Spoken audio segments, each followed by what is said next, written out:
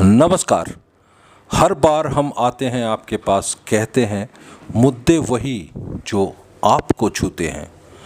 चलिए आज हम शुरू करते हैं, थोड़ा सा राहत इंदौरी साहब को याद करते हैं जो आज साहिबे मसनद हैं, कल नहीं होंगे। जो आज साहिबे मसनद हैं, कल नहीं होंगे। किराएदार हैं, जाति मकान थोड़े है।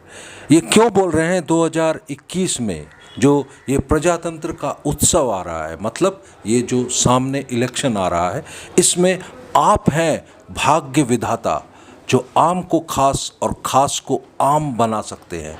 देखिए, इसमें नेता लोग आते हैं, हाथ जोड़ कर तो आपके मांगते हैं, तो आप क्या देते हैं? जनादेश देते हैं उनको कि आप बनकर वो वहाँ पे काम करें, और मुआवजा भी अच्छा देते हैं उनको, अच्छा मुआवजा देते हैं उनको, लाल लाल गाड़ी बत्तियां देते हैं। आप बस और ट्राम में धक्के खाते हैं। आप आम इंसान हैं, लेकिन आप ही के हाथ में पूरा चेंज करने, पूरा ये जो बदलाव का दामोदार आप ही के हाथ में है।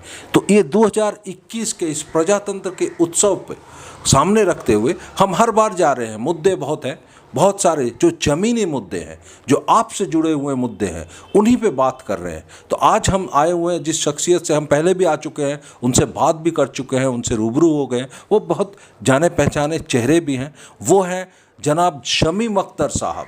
तो शमीम अख्तर साहब जो माइनॉरिटी सेल कांग्रेस के आपके चेयरमैन हैं, तो उनसे आज थोड़ा सा बात करते हैं, रूबरू करते हैं। सर, बहुत बहुत आपका स्वागत है। बहुत शुक्रिया, आपने अपना वक्त दिया, इसलिए हम तहे दिल से शुक्रिया अदा करते हैं सर आपका। तो पहला प्रश्न मेरा सर आपके पास, ये living reality of Muslims in India एक रिपोर्ट आया है 2016 में। प्रतीची फाउंडेशन, जो अमृत सेन जो हैं नोबेल लॉरिएट, उनका फाउंडेशन है, उन्होंने लिख दिया है, और जिसमें उन्होंने कहा है 80% जो मुस्लिम, हमारे रूरल मुस्लिम की बात कर रहा हूँ, उनका एक हाउस होल्ड पकड़ा है जिसमें उन्होंने कहा है कि उनका महीने का 5,000 रुपया इनकम होता है, और 37.8% लोगों का सिर्फ 2,500 रुपया इनकम होता है। और इसमें से जो मैक्सिमम जो है, मेजर जो है, वो रूरल अर्बन एग्रीकल्चर लेबर है या फिर रेगुलर लेबर है।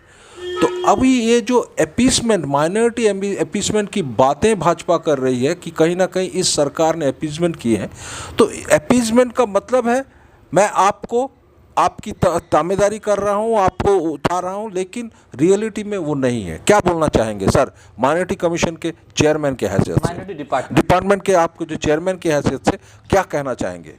देखिए, अमृत सेन जो है वो कौन है वो आपको मालूम है।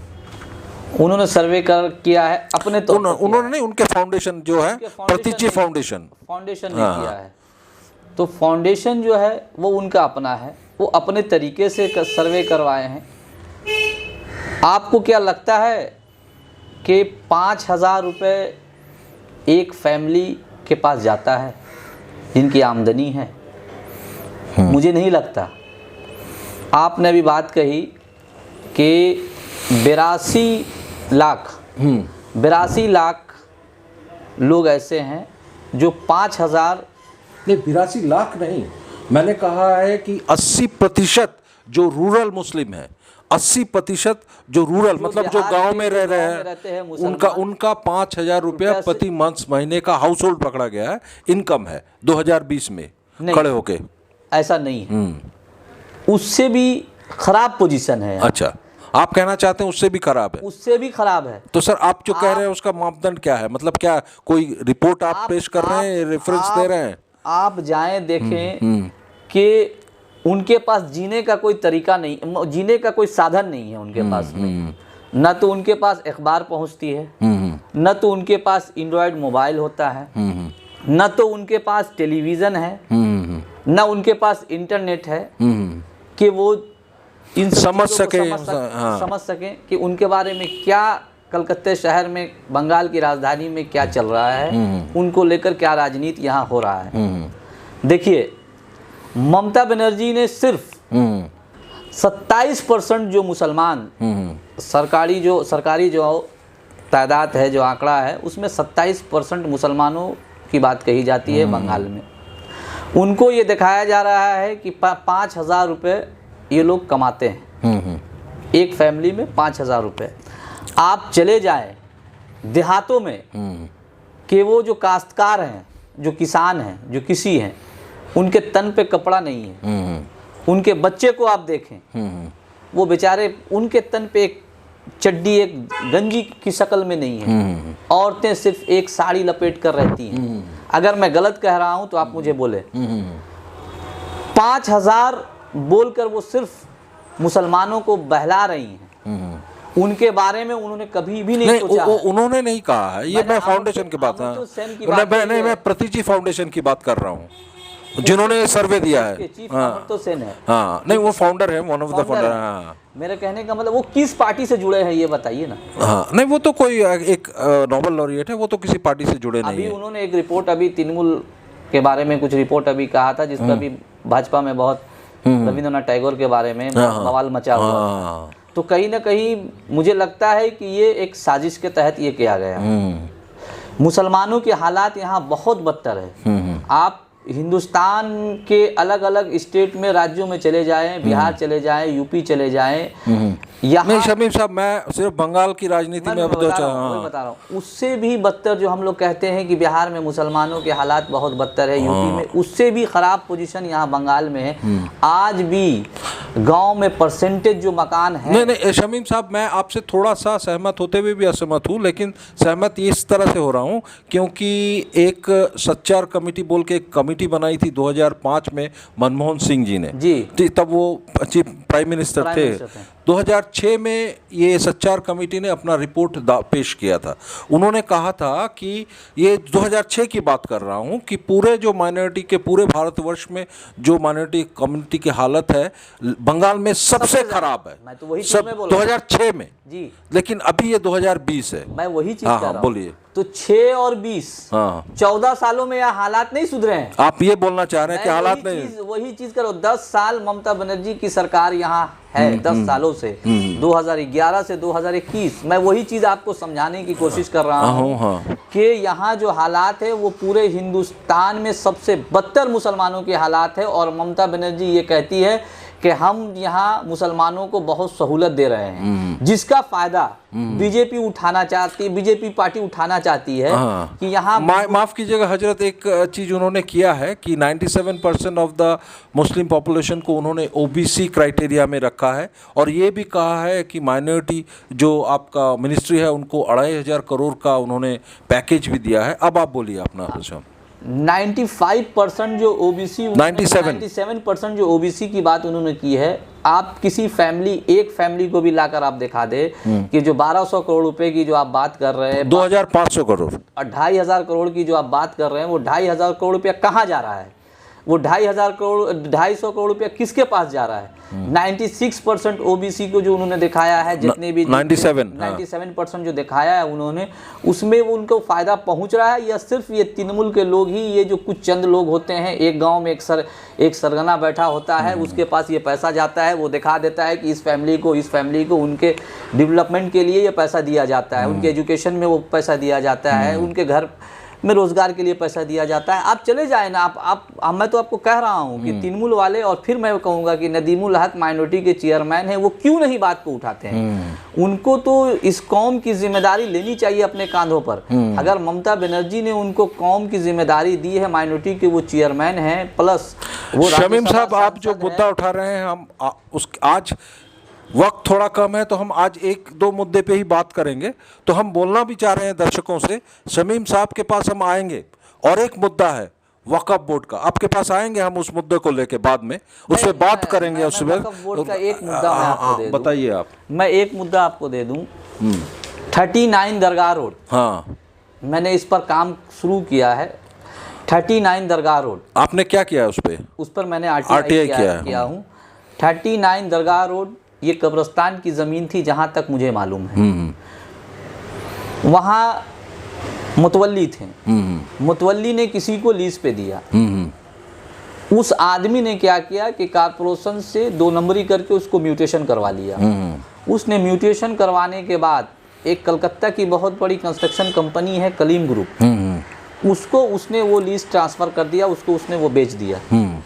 इसमें ये कहाँ दो नंबरी हुआ है? देखिए, कौम की बात, मुसलमानों की बात ये लोग करते हैं, एक कब्रिस्तान की जमीन, सबको उसी कब्र के नीचे, उस जमीन के नीचे जाना है। यहाँ तृणमूल की सरकार, और ख़ास तौर से फिर मैं कहूँगा कि माइनॉरिटी के जो चेयरमैन है तृणमूल के और जो तृणमूल के नुमाइंदे हैं, उनके आंखों में पट्टी बंधी हुई है। वो सब इनमें मिली भगत है, वो सारे लोग इसमें इन्वॉल्व है। मैं उस पर काम कर रहा हूँ। एक मेरे सामने मामला आया था। सर, ये दर्शकों के लिए बताएंगे कितना जमीन कितना है वो वहाँ पे? ये मेरे नॉलेज में जो है ये 36 कट्ठा के करीब आसपास ये ज़मीन है। ये ज़मीन, क्योंकि मैं वहाँ पर बाहर से देखा हूँ, मैं तो अंदर गया नहीं हूँ। लेकिन जहाँ तक हम जानते हैं कि वक्फ बोर्ड का जो डायरेक्टिव है, अगर कोई प्रॉपर्टी वक्फ बोर्ड में है तो मोतवाली वो किसी को अपने हिसाब से नहीं दे सकता है। He is not empowered to change the title जब तक वक्फ बोर्ड है। मैंने आपको क्या कहा कि ये कैसे दो नंबरी हुआ है? मैंने वक्फ बोर्ड में आरटीआई भी किया हूँ और कारपोरेशन में वो उन्होंने प्लान के लिए किया, मैं स्टे के लिए मैंने आरटीआई वहाँ भी, कारपोरेशन में भी, बोरो 7 में भी मैं किया हूँ। अभी उसका रिपोर्ट मेरे पास आया नहीं है, 1 महीना हुआ नहीं है, इसलिए अभी आया नहीं है। मैं उस पर देखता हूँ। मेरे कहने का मतलब है कि कहीं तो दो नंबरी हुआ है, चाहे मुतवल्ली ने किया हो, चाहे कारपोरेशन ने पर्दे के पीछे से किया हो, किसी ने भी कर सकता है। वो कारपोरेशन में म्यूटेशन कैसे हो सकता है? एक वक्फ बोर्ड, वक्फ की जायदाद है, वक्फ की जायदाद कैसे ट्रांसफ़र होगी? और वो भी म्यूटेशन ऑनलाइन ज़मीन, वो कैसे हो सकते हैं? वो ज़्यादा से ज़्यादा हो सकता है कि आपको लीज पे दिया जा सकता है। और एक कब्रिस्तान की ज़मीन को वहाँ पर बिल्डिंग बनाने के कैसे परमिशन वक्फ बोर्ड ने दिया? अगर वक्फ बोर्ड ये कहता है कि मुझे नहीं मालूम, तो वो अपनी जिम्मेदारी से पल्ला झाड़ रहा है, तो गनी साहब को तुरंत रिजाइन देना चाहिए कि उनके आंख के सामने से ये गुजर रहा है। वो और इतना बड़ा हार्ट ऑफ द सिटी है, और ये कोई इंटीरियर में है। और दूसरी बात ये है कि वहाँ पर, मैं फिर आपको कह रहा हूँ, वहाँ पर दरगाह रोड, उर्दू के जो सबसे बड़े न्यूज़पेपर हैं उसके जस्ट बगल में, और नदीमुल हक साहब जो चेयरमैन हैं ऑल इंडिया माइनॉरिटी डिपार्टमेंट के तृणमूल के, उनके दफ्तर, जो जिस पेपर के वो मालिक हैं, उसके जस्ट बगल में ही ये ज़मीन है। और वो कलीम ग्रुप को दिया गया, जो कलकत्ता में एक मुस्लिम में सबसे बड़ी कंस्ट्रक्शन कंपनी है, जानते हैं। और इसने पूरी 2 नंबरी करके, बहुत सारे ऐसे वक़्फ़ की जगह हैं जिसमें 2 नंबरी हुआ है। मेरे पास बहुत सारे कागजात आए हैं, मैं उन पर काम कर रहा हूं, और 2-4 दिन के अंदर मैं आपको वक्त दूंगा। और मैं गनी साहब से इसी हफ्ते में मैं मिलना चाहता हूं कि वक्फ बोर्ड में क्या आमदनी है और क्या खर्च है, वो पब्लिक के सामने लाएं।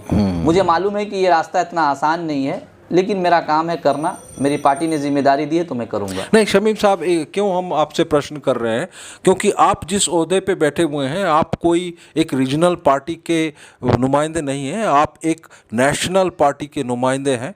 और ये जो जिस पोस्ट पे आप बैठे हुए हैं, माइनॉरिटी के चेयरमैन के पोस्ट पे जो बैठे हुए हैं, कहीं ना कहीं आपका ये जो वोट पोस्ट पे बैठे हुए हैं, कहीं ना कहीं आपका एक उत्तरदायित्व तो बनता है। इतने जो मुसलमान 20.7% का अगर आप बोल रहे हैं, तो इनका पूरी तरह से दायित्व आपके ऊपर बरताता है, क्योंकि आप एक ऑल इंडिया नेशनल पार्टी के माइनॉरिटी की सेल के चेयरमैन के हैसियत से काम कर रहे हैं। देखिए, मैं आपको एक बात बता रहा हूँ, ममता बनर्जी माइनॉरिटी की बहुत बड़ी हमदर्द बनती हैं। 37 नंबर एक वार्ड है, वहाँ तृणमूल कांग्रेस के काउंसिलर हैं। एड्रेस है 4/1A काली सोम स्ट्रीट, कोलकाता 9। हमारे कांग्रेस के वर्कर हैं वहाँ पे। वहाँ पर एक बिल्डिंग बन रही है। अमूमन जो है मस्जिद से ऊपर किसी भी बिल्डिंग की परमिशन नहीं दी जाती है। मस्जिद से वो बिल्डिंग 2 तल्ला 2 माला और ज़्यादा बनी है, ठीक है। उसकी तस्वीर भी है। तो जरा आप हमारे दर्शकों को दिखाएंगे हम, और आप कांग्रेस के कार्यकर्ता मकसूद साहब, मकसूद साहब, इन्होंने रिटेन कंप्लेन किया थाना में, इन्होंने डीसी को कंप्लेन किया है, इन्होंने फरहाद हकीम को कंप्लेन किया, इन्होंने स्मिता बख्शी को भी किया, स्मिता बख्शी जो वहाँ के लोकल जोड़ा साखो के एमएलए हैं, उनको कंप्लेन किया है। लेकिन इन लोगों ने उस काम को नहीं रुकवाया और वो काम पूरा मुकम्मल हो चुका है।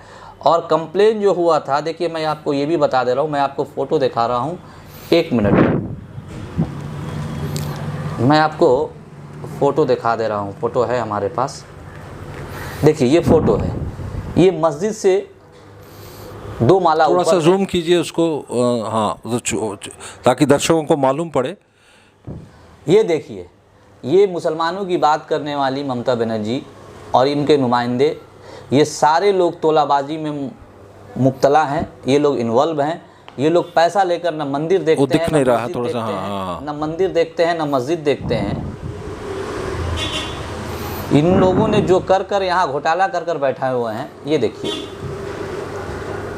देखिए मैं दिखा रहा हूँ आपको, मीनार देखिए, ये देखिए, नहीं मालूम है सुमिता बख्शी क्या कर रही हैं, प्याल चौधरी क्या कर रहे हैं, नारकुंड नागा के ओसी क्या कर रहे थे, डिप्टी कमिश्नर क्या कर रहे हैं, फरहाद हकीम साहब क्या कर रहे हैं, उन्हें नहीं पता। तो आप ये बताइए कि ये लोग, इन लोगों ने पूरा लूट मचाया हुआ है, और ख़ास तौरों से इन्होंने अक़लियतों और जो माइनॉरिटी है उनके साथ में इस तरह का व्यवहार करके रखा हुआ, उन्हें इस तरह का बीजेपी का डर दिखाकर इतने मुसलमानों को वोट बैंक के तौर पर इस्तेमाल कर रही हैं, और वो डरा कर रखी हुई है बीजेपी बीजेपी बीजेपी बीजेपी, ताकि सारे मुसलमान उनको वोट दे, बीजेपी को रोक सकें। यहाँ देखिए, उनको तो मैं नंगा करने वाला हूँ, तृणमूल कांग्रेस के लोगों को, जो 2011 से 2021 तक यहाँ राज कर रहे हैं, सत्ता में बैठे हुए हैं, और सिर्फ मुसलमानों का वोट इस्तेमाल कर रहे हैं। मुसलमानों ने पूरे बंगाल नहीं, आप क्या करना चाहते हैं सर कि पूरी तरह से इन्होंने इस्तेमाल किया है हमारे मुसलमान भाई बहनों को? बिल्कुल, मैं आपको दिखा रहा हूँ ना, ममता बनर्जी जाती हैं दुपट्टा ओढ़ कर सड़क पर, देख लीजिए, उनके वार्ड के काउंसिलर है, 37 नंबर वार्ड के प्याल चौधरी की वाइफ काउंसिलर रह चुकी है। नहीं, एक इल्ज़ाम हमारा उसमें भी आया, 39 वार्ड में हमारे शमशाद साहब जो हैं कांग्रेस के वर्कर, उन्होंने भी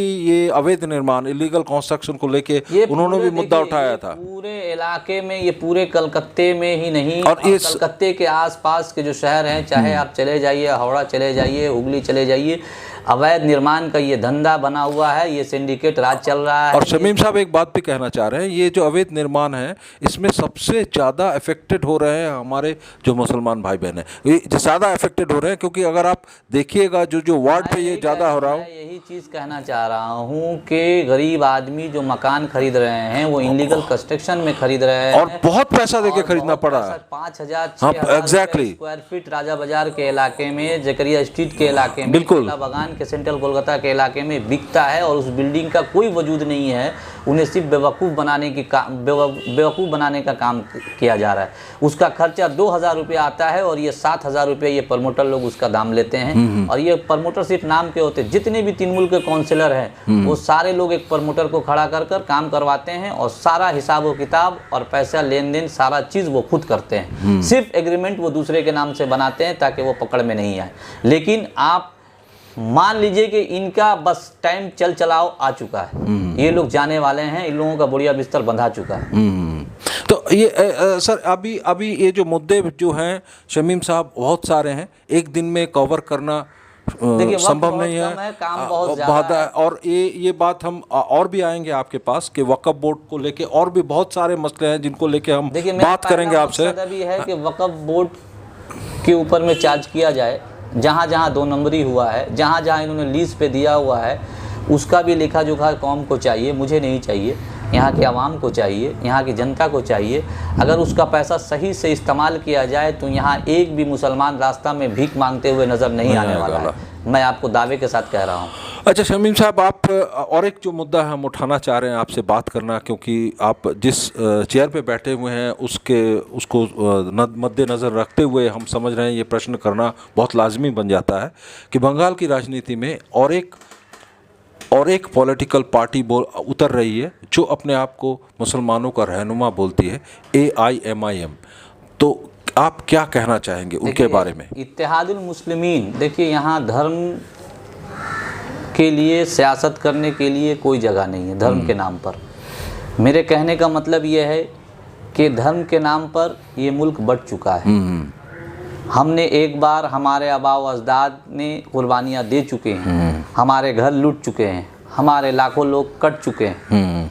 हमें धर्म के नाम पर सियासत करने की लिए कोई जगह इस हिंदुस्तान में नहीं, ख़ास तौर से बंगाल में नहीं। ये बहुत नहीं सर, अगर मैं आपको समझ सका हूँ, आप कहना चाह रहे हैं कि AIM कहीं ना कहीं मजहबी पॉलिटिक्स कर रही है। दो फिरका परस्त, आप समझिए।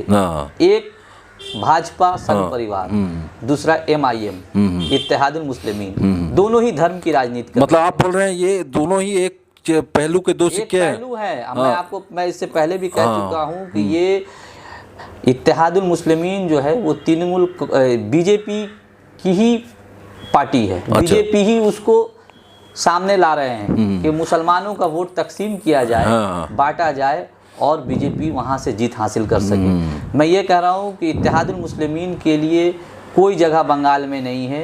ये धरती, ये बंगाल की सरजमीन गुरु रविंद्रनाथ टैगोर की ज़मीन है, स्वामी विवेकानंद की ज़मीन है। ये ज़मीन, ये धरती नज़रुल इस्लाम की ज़मीन है, ये खुदीराम बोस की ज़मीन है, जिन्होंने आज़ादी से लेकर आज तक उनके मानने वाले अनुयायी लोग आज बंगाल में रहते हैं। और बंगाल के लोग बहुत समझदार हैं। बहुत फंडिंग किया गया है, बीजेपी ने बहुत फंडिंग किया है इत्तेहादुल मुस्लिमीन को बंगाल में राजनीति करने के लिए। नहीं, अभी रिसेंटली भाजपा के नेता लोगों ने बोला है, एक स्टेटमेंट भी किया है, मैं नाम नहीं बोलना चाह रहा हूं ऑन कैमरा, लेकिन आप जानते हैं हमसे ज़्यादा अच्छा।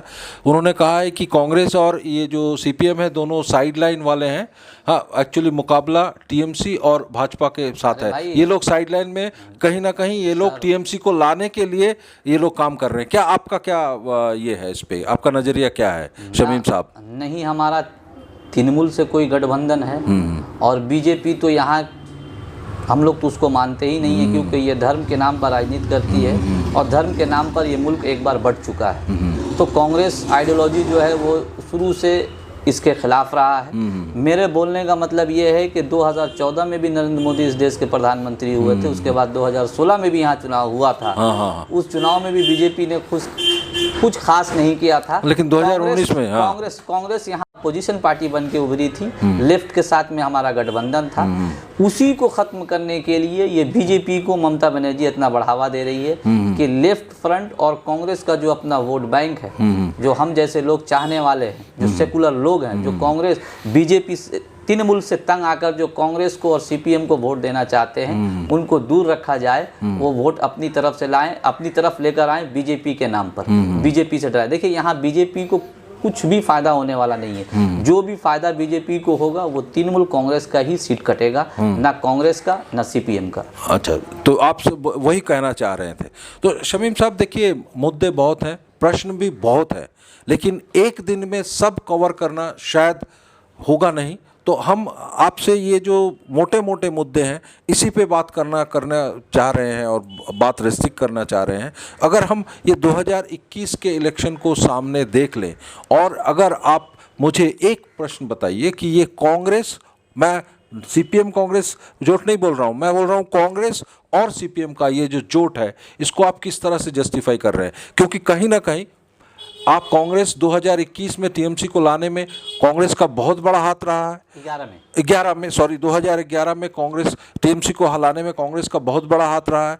क्या 2021 में फिर वही होगा? हाथ आपका रहेगा, साइडलाइन में आप चले जाइएगा, क्या यही होने वाला है? देखिए, सीट शेयरिंग तो वो होनी है, वो हाईकमान करेंगे, हमारे नेता अधीर रंजन चौधरी करेंगे, मैडम सोनिया गांधी, राहुल गांधी करेंगे, वो उनका विषय है। लेकिन मैं आपको यकीन दिलाता हूँ कि 2021 का चुनाव बदलाव लाएगा और एक ऐसा हालात पैदा होगा, उस हालात के तहत कांग्रेस और CPM लेफ्ट फ्रंट कितनी सीटें आएंगी कि अधीर रंजन चौधरी यहाँ के मुख्यमंत्री होंगे। अच्छा, कांग्रेस क्या किंग बनेगा या किंग मेकर बनेगा? कांग्रेस किंग बनेगा। किंग बनेगा। तो सर बहुत बहुत शुक्रिया, आपने वक्त दिया। मैंने पहले भी कहा है कि एक दिन में सब मुद्दों पे करना या बोलना संभव नहीं है, तो इसके लिए बहुत बहुत शुक्रिया। हम बात कर रहे थे शमीम अख्तर से, जो माइनॉरिटी के चेयरपर्सन हैं। मुद्दों पे हमने बात की है, एक दो मुद्दों पे हमने बात की है, क्योंकि वक्त लगता है और बहुत सारे मुद्दे हैं, हम आएंगे उनके पास, बात करेंगे। लेकिन एक बात हम ज़रूर कहना चाहेंगे कि ये 2021 में आप ये जो इलेक्शन आने वाला है, जब आप जा रहे हैं बटन दबाने के लिए, अगर आप सही बटन नहीं दबाते हैं तो कहीं ना कहीं सिर्फ आप अपने साथ नाइंसाफ़ी नहीं कर रहे हैं, आने वाले नस्लों के साथ भी नाइंसाफ़ी कर रहे हैं। जो शमीम साहब ने कहा है, उन्होंने खुल के कहा है, आप तक पहुंचा रहे हैं। सोचिएगा, आप ज़रूर सोचिएगा। मैं नंदलाल भट्टाचार्य, मेरे साथ मेरे सहकर्मी जावेद हुसैन, कलकत्ता।